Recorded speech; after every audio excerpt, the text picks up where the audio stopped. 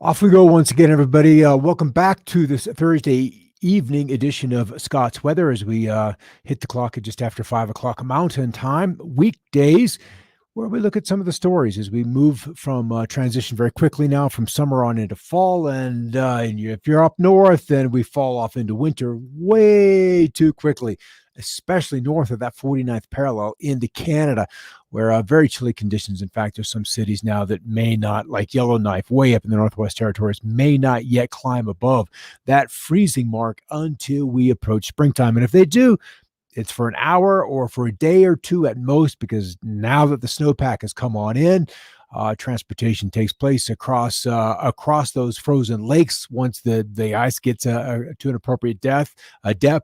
And we're working on that now as temperatures are cold up there. All right, good to see you on there, Vicky, my favorite coffee gal in the morning to wake up to Vicky's show. All right, I'm going to start with this. This is kind of a fascinating piece. Who knew? Yeah. But to actually see, we've seen pictures of aircraft as they're descending or ascending. The lift created by the low pressure on the backside or the top side of a wing, that vacuum, and it's not a total vacuum. It's not even close to a total vacuum. It's just an area of profoundly lower pressure, creates condensation. And this is what we are seeing in the wake of these windmills, these wind generating, these turbines, as they rotate in that wind speed. The back end of that massive blade is a vortex. On the backside of that vortex is a low pressure, and it's that low pressure that creates a suction that allows for the turning.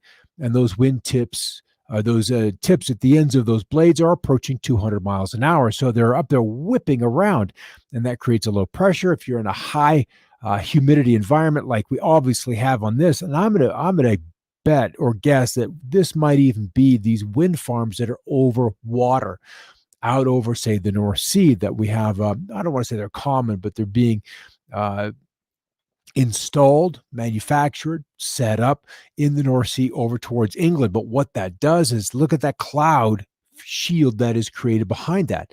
Clouds have a cooling effect. So if you want to do one thing to create a cooler atmosphere, is you generate cloud cover. And cloud cover reflects that heat back off into space from the sunshine.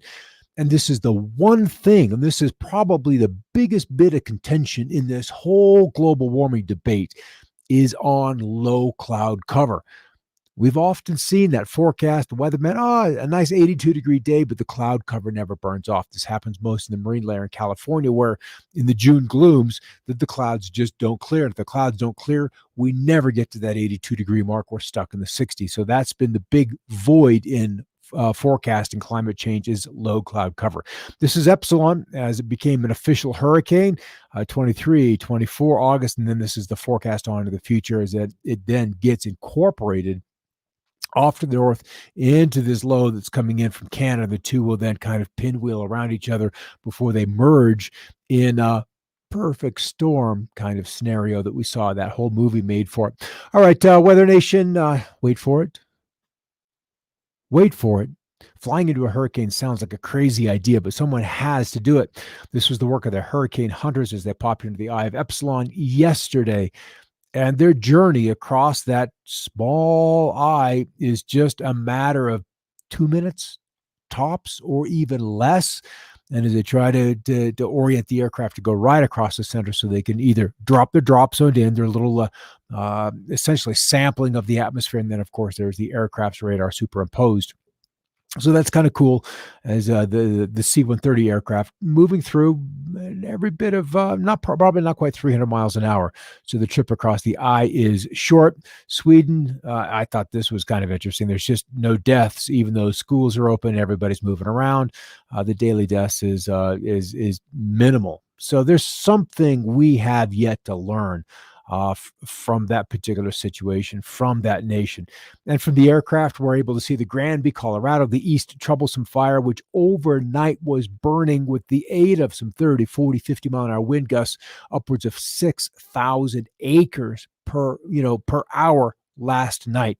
The fire is scary, and a lot of people ended up with evacuation orders from this particular fire that just blew up.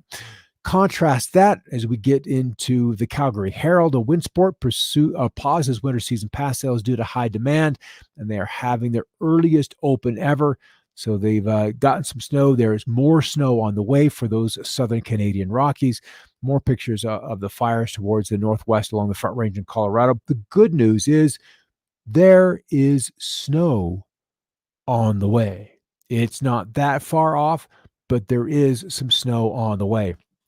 All right, national preparedness level from the Interagency Fire Center continues at 3. It has been there for now the better part of a week. In fact, a bit more than a week. One new large fire was reported overnight in Arizona, bringing the national total to 60 that have burned not quite 4 million acres.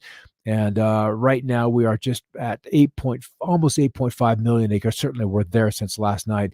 The greatest total in the last 10 years was 5 years ago at 9.4 million acres. And with some snow coming, maybe we'll get some help. This is the visible imagery. And there's a lot of tweets out of folks on the Front Range where they have the low clouds. They have the Arctic air slipping southward along the Front Range. You can see it kind of progressing right through there. And then you mix that with the incredible infrared signature of this fire, because all of this, I can't say all of it, but the bulk of it is very hot because it was recently burned and driven by the very strong prefrontal winds. And then mixing that smoke inside with this plume, and then the precip down below, really making for kind of an eerie situation. Another hotspot showing up in the Uintas, in probably Uinta National Forest, I'm going to call it that, in Utah. And once the winds pick up, we begin to begin to see that fire plume as well. All right, the drought in place out west, it has gotten nowhere. Where we did see some relief for the drought, it was in far western Washington and portions of the Northern Cascades in Oregon. The northeastern states did see some relief from rainfall lately. Now, what I'm looking at, this is the global. It's kind of like a combination of a couple of models, but over the next 10 days, there will be some very healthy snows through Montana, into Wyoming, into Colorado. So those places that are burning, even into Utah, going to get some pretty good snows within the next 10 days. Some of those snows are already in progress. As we look out into the plains, those are temperatures. Here's the snow that has been in South Dakota since yesterday morning. We've already had 6 to 10 inch totals. Some of that remains on the ground. The better part of a third of their crops remain in the field. So the farmers have had to take a bit of a break from that and let the snow melt off. And it'll probably be the better part of a week before they can get back in the fields. And then a mixed precip continues. All right, let's go back to record temperatures. And here, where we have been, and this is the big news, is record low highs today in the Northern Rockies, in the Northern Plains, where those temperatures just not all that warm at all. Contrast that with some very warm overnight lows into the eastern states. There's your overnight warm lows. But as we get through Sunday and Monday, anticipating at least 62 locations with record cold high temperatures. Colorado Springs, one of them, 26 degrees is the forecast high. Where the old record cold high was 31 back in 1897, with that period of record over 125 years. So there's a lot of chilly weather coming down from Canada, and that will ensure that the cold and the snow that is in place stays in place for a little while yet to come. All right, there's the internet. Welcome back to triple digits, or at least holding on to triple digits, just east of El Centro, California, with 100 degrees, the warmest in the nation yesterday, 3 degrees, 9 miles southwest of Big Sky, Montana. We still have Epsilon just east of Bermuda right there. It is a minimal hurricane, category 1, winds at 85 miles an hour. It is now beginning to accelerate towards the north. The last track was north-northwest at 9 miles per hour, but that will really begin to pick up pace as this guy right here and then this fast moving storm will scoop it up. And as we move through the weekend, it'll be racing towards the northeast at 30, 40 miles an hour. Kind of dry, the middle of the nation, cool up to the north. There's not a lot of big weather happening. The biggest has to be these fires in Colorado. Those plumes are just humbling. for the firefighters. They got to be exhausted. But what we are seeing is this Arctic air now working to the south with on the hour temperatures just in the low 20s and teens in Montana versus 90s along the Rio Grande, lower Colorado River Valley, and through the southeastern states. A beautiful, beautiful October day is in progress. And of course, you had to reset. Look at that. Let's throw on some temps. Precip's going to be negligible, and maybe this won't happen. Maybe we'll just skip on by this because if you don't refresh it within minutes of being used, then I have to yeah, pass it on by. All right, but nonetheless, what it was showing us was the northeast winds kind of bringing in that cold air, and temperature, say at that moment, was upper 30s north side of Colorado Springs. Down by the airport, it was still holding on to almost 70 degrees. So nearly a 40-degree contrast, 35-degree contrast in temperature just across the city of Colorado Springs last hour. But I'm sure that that contrast has moved on southward as the cold air is slipping its way south. Nice moisture return. The dew points kind of high. We've got 60s and 70s, and that moisture will be drawn in, turned into first low clouds and fog, and then eventually into snow.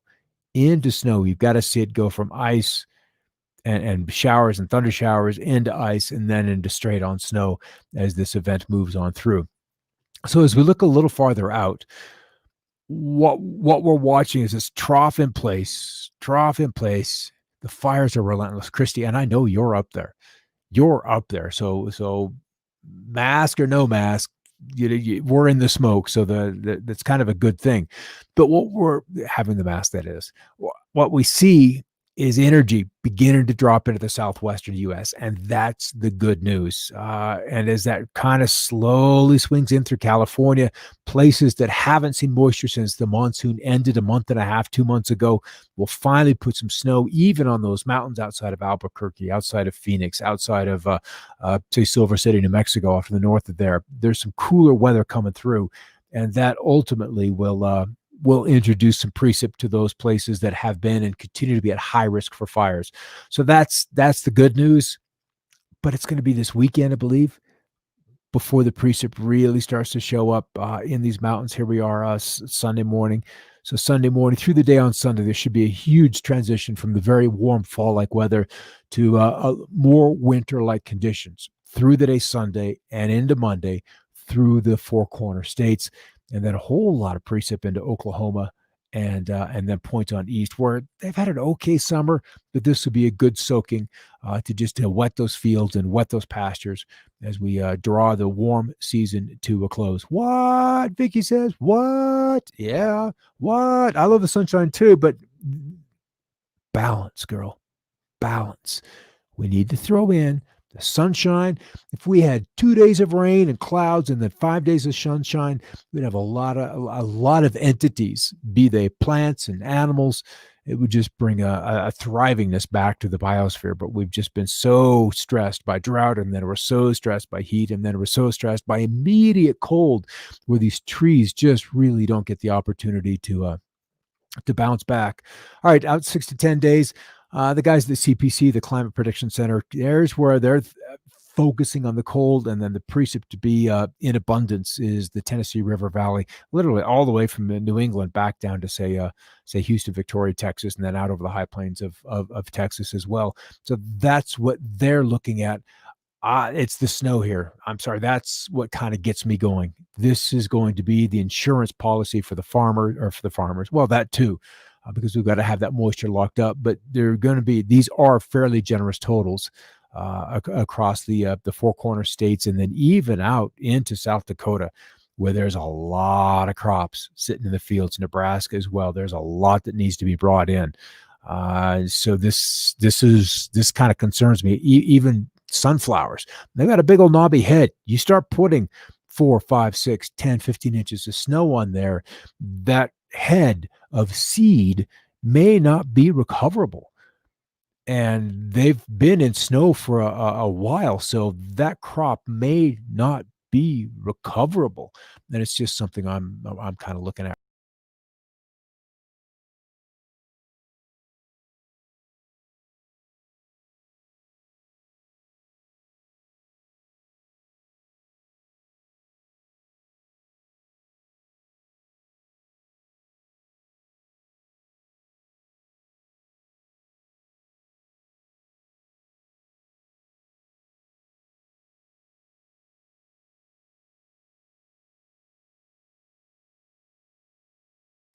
That was just really odd. If I'm still there, then hallelujah. What I did is I hit our little StreamYard, a little duck up there instead of going over here to end the broadcast in an appropriate and cool way.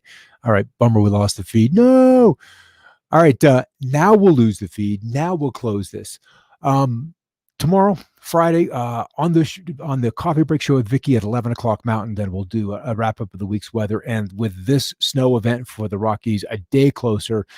And there's something else that was happening back in DC. The Weather Prediction Center was doing some maintenance on their computers that feed the forecast out to the distribution centers. In this particular case, I use one of them, College of DuPage.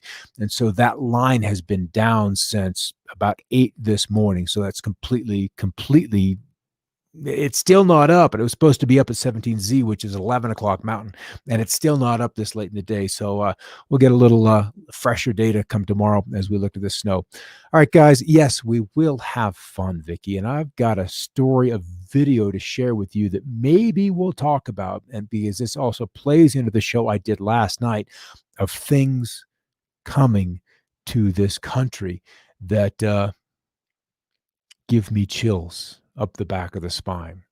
All right. We'll catch you tomorrow morning, 11 o'clock Mountain on the Coffee Break Show.